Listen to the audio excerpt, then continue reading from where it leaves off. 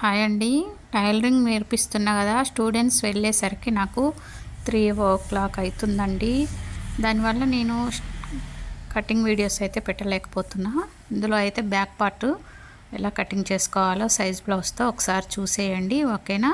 మనం first height అనేది అలా చూసుకొని అక్కడ ఒక మార్క్ చేసుకున్నాం కదా, ఆ తర్వాత మీరు బ్లౌజ్ 4 మడతలు వేసుకొని ఇప్పుడు చెస్ట్ అనేది మార్క్ వేసుకోండి. మీకు సైజ్ బ్లౌజు ఎలా ఉందో అలాగే రావాలంటే మీరు కొన్ని ఇలాంటి టిప్స్ అయితే చూసుకోవాలండి. అవి ఎంత ఉందో అంతే పెట్టుకోవాలి కరెక్ట్గా.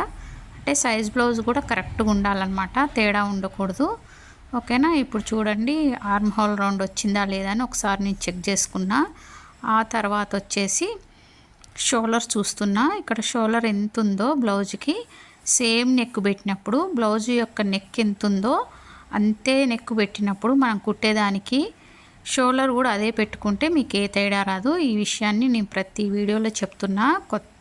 పాత వాళ్ళైతే ఏమీ బోర్ ఫీల్ అవ్వకండి, ఓకేనా. కొత్త వాళ్ళ కోసం చెప్తున్నా. ఇక్కడ నేను ఆర్మ్ హోల్ రౌండ్ని ఒకసారి చెక్ చేసుకున్నా, వచ్చింది.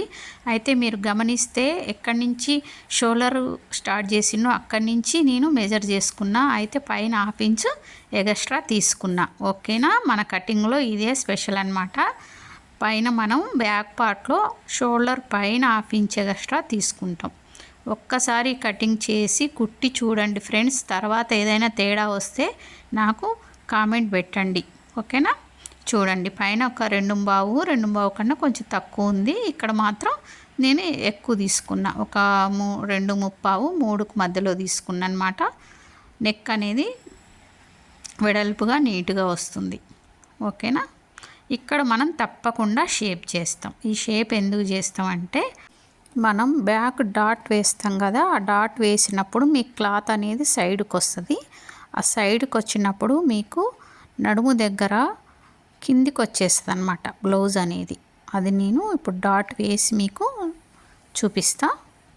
ఇప్పుడైతే ఇది కటింగ్ చేసేసుకుందాం. ఫస్ట్ చూడండి, ఇలా మీరు నీట్గా కటింగ్ చేసేసుకోండి. చేసుకున్న తర్వాత